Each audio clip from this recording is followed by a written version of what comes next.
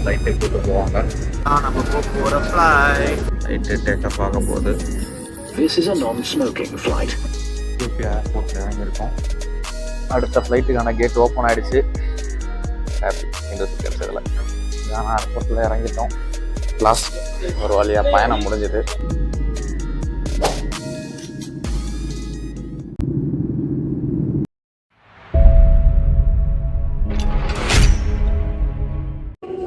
நம்ம இந்த சொகுசு ஏரியா விட்டு நம்மளோட கேட்டை நோக்கி போகிறோம்.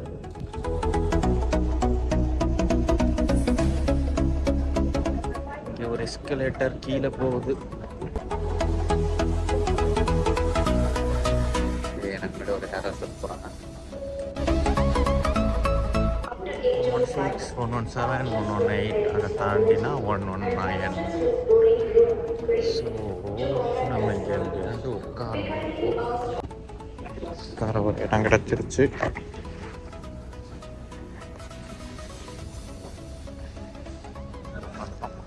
பத்தொம்போதுக்கு முன்னாடி டைம் இருக்குன்னு நினைக்கிறேன். கூப்பிடுவாங்க. வந்து ரெஸ்ட்ரிக்ஷன்ஸ் இருக்குது. இமிக்ரேஷன் அப்போது அப்புறமா அந்த செக்யூரிட்டி செக்கப்போலாம் பக்கத்தில் வீடியோ எடுக்கக்கூடாதுன்ட்டாங்க.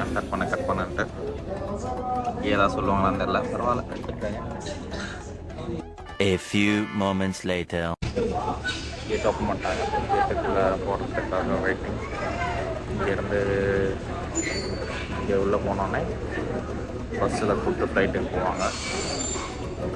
இதுதான் நாங்கள் போகிற பஸ்ஸு. போயிட்டு ஒரு இடத்த பிடிச்சோன்னா வீடியோ எடுக்க வழக்கமாக இருக்கும். சீக்கிரமாக வந்துட்டேன். So I can sit here. So பஸ்ஸில் உட்காந்தாச்சு. ஃப்ளைட்டுக்கு கூப்பிட்டு போவாங்க. இந்த சவுண்டாக இருக்குது. வாய்ஸ் கேட்குதான்னு தெரில. ஹெட்ஃபோன் போட்டு பேசிகிட்டு இருக்கேன்.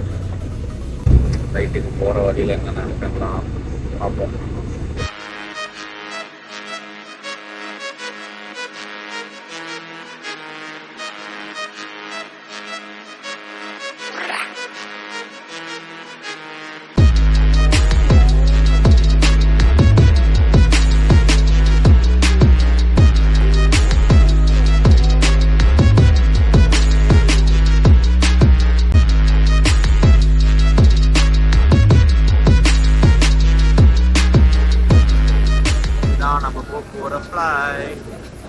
Ethiopian Airlines.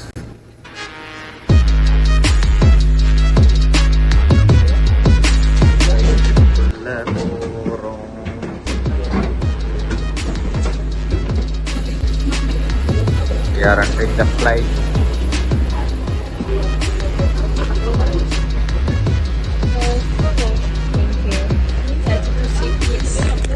Hello, welcome aboard. 29 out. Thank you.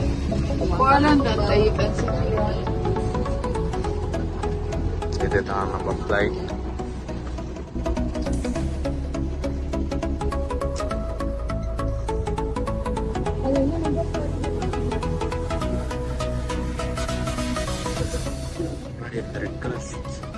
Class இதுதான் எக்கனாமிக் கிளாஸ். 29L ஃப்ளைட்டில் நம்ம இடத்துக்கு வந்து உட்காந்துட்டோம். 29L விண்டோ சீட் தான் கிடச்சிருக்கு. வேடிக்கை பார்த்துட்டே போகலாம். பட் தூக்கம் வேறு வருது. ஸோ என்னென்னா நைட்டில் ட்ராவல் பண்ணுறதுனால வெளியே வீடியோ எடுத்தாலும் இருட்டாக தான் இருக்கும். இன்னும் சீட் செட்டில் ஆகிருக்கும். இப்போதைக்கு ஒரு பில்லோ மட்டும் தான் கொடுத்துருக்காங்க. அதுவும் இல்லை. மேனுவல்ஸ் இருக்குது.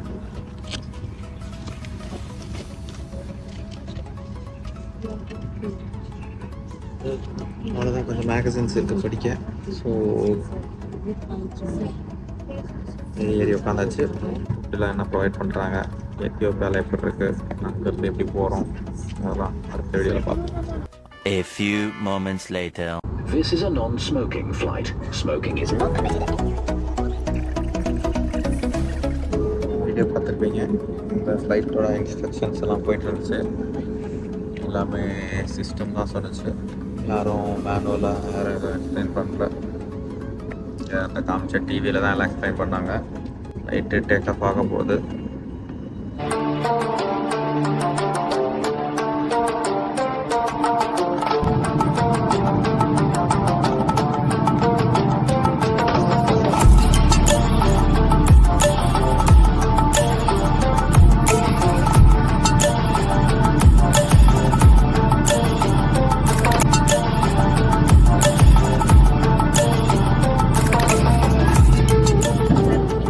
பார்த்தீங்கன்னா நம்ம ஒரு டைமில் 8:15 ஆகுது.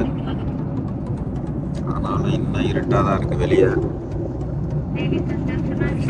லேண்ட் ஆக போகிறோம் எத்தியோப்பியாவில். அங்கேருந்து ஆக்ராக்கு ஃப்ளைட்டு. சரியாக தூக்கமே இல்லை.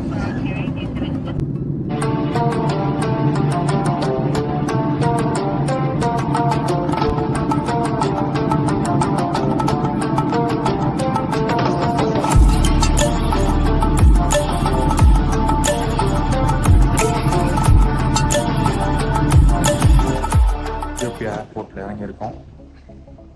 Ethiopia airport.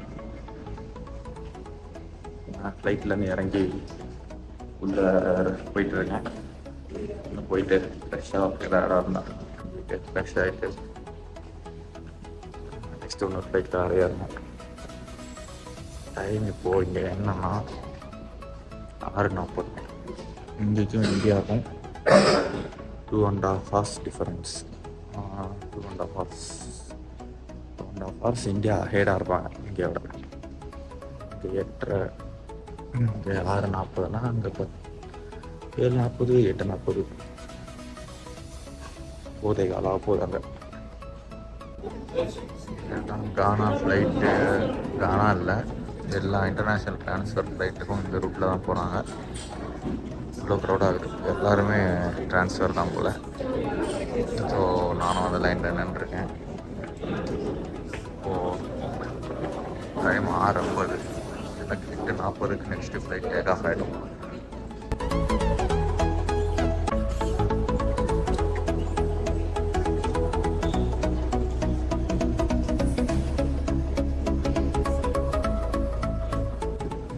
இங்கே ஃப்ளைட் செக் பண்ணலாம். இந்த ஸ்க்ரீனில் நம்ம ஃப்ளைட்டு நம்பர் வந்து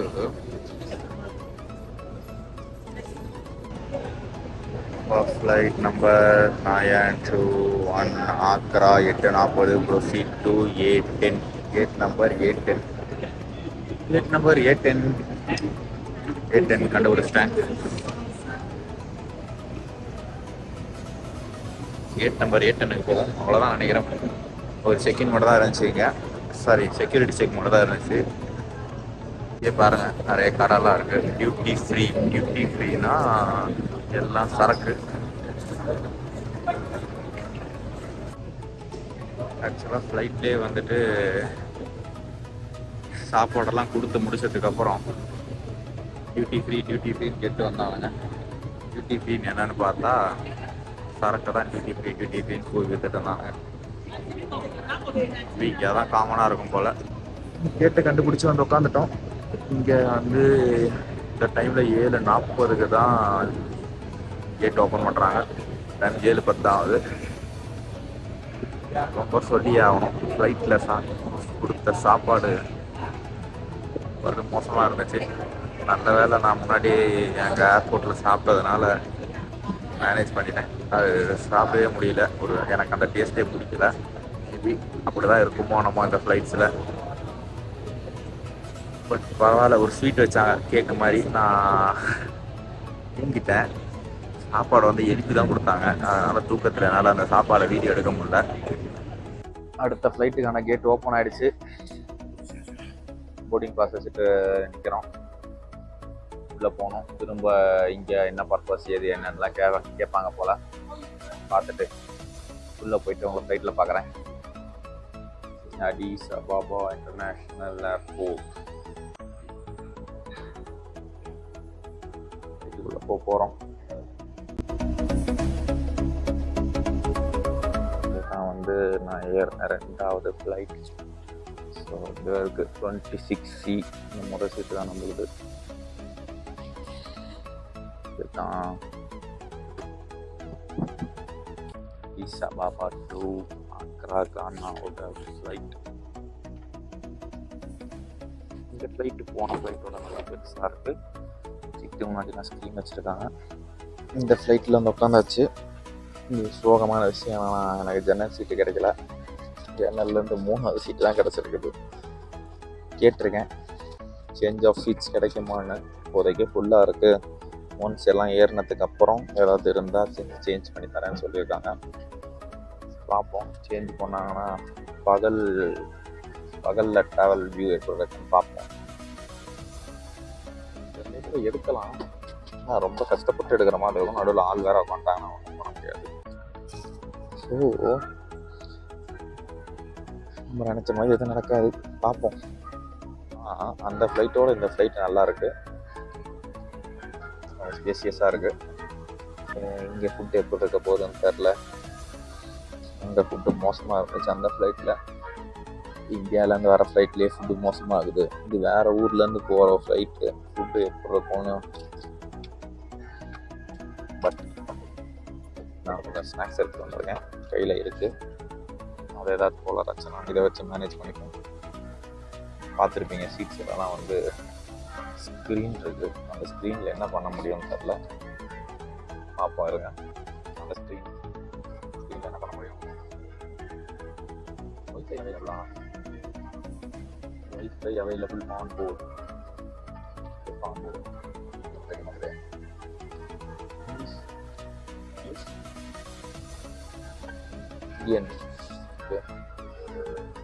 இந்தியனில் போனால் என்ன இருக்குது பார்த்தீங்களா? பிரம்மாஸ்திரா, கேஜிஎஃப் இருக்குது, பொன்னியின் செல்வன் இருக்குது கைஸ். இது என்ன சர்க்கஸ்? பாரத சர்க்கஸ். அவ்வளோதானா? அவ்வளோதான் வச்சுருக்கானா செலக்டடா என்னன்னு தெரில. பரவாயில்ல, நம்மளுக்கு போர் அடித்தா பொன்னியின் செல்வன் பார்ப்போம். இது பாருங்கள், இங்கே ஹெட்செட் ஜாக்கெலாம் கொடுத்துருக்காங்க. அப்போது கண்டிப்பாக ஹெட்செட்ஸ் கொடுப்பாங்க. கொடுத்தாங்கன்னா பொன்னியின் செல்வனோ கேஜிஎஃப்போ பார்ப்போம். இங்கே பாருங்க,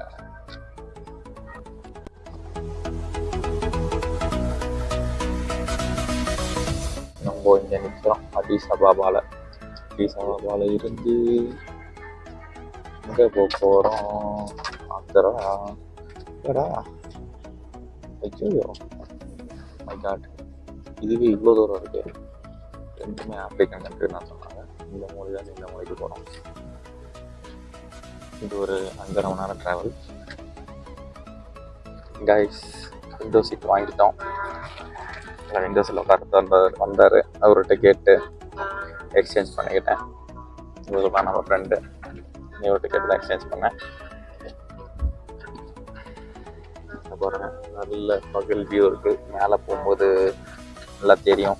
நான் உங்களுக்கு வீடியோ எடுக்கிறேன். நான் வீடியோ எடுத்து அனுப்பலான்னு வைங்களேன். அங்கே ஒருத்தன் இருக்கான், அவன் என் உசரை வாங்கி சாவடிச்சிருவான். பரவாயில்ல, நமக்கு வேண்டிய விண்டோ சீட்டு நமக்கு கிடைச்சிடுது.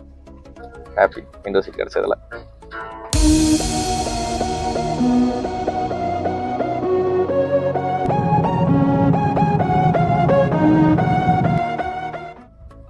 ஏர்போர்ட்டில் இறங்கிட்டோம். ஸோ இங்கே டைம் வந்து 11. நம்ம ஊரில் டைம் 5 இருக்கும். சரியான வெயில் அடிச்சிட்டு இருக்குது.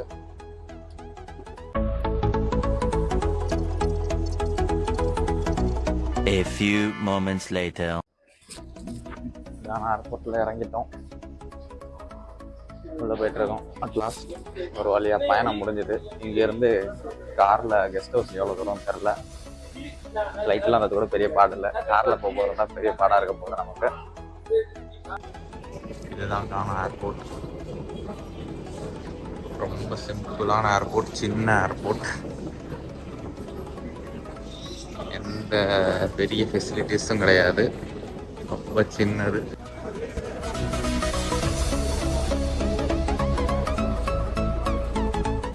ஏர்போர்ட்லேருந்து வெளியே வந்தாச்சு. டிரைவர் பார்த்துட்டேன். டிரைவர் கூட காரில் ஏற போகிறேன். இதுக்கு மேலே கெஸ்ட் ஹவுஸ் தான். இங்கேருந்து ஒரு 1/2 hour ட்ராவலாம். போயிட்டு உங்களுக்கு ஃபர்தர் அப்டேட்ஸ் கொடுக்குறேன். இந்த ஏர்போர்ட் வாசலில் இருக்கேன். காரில் போயிட்டு இருக்கோம் டு த கெஸ்ட் ஹவுஸ்.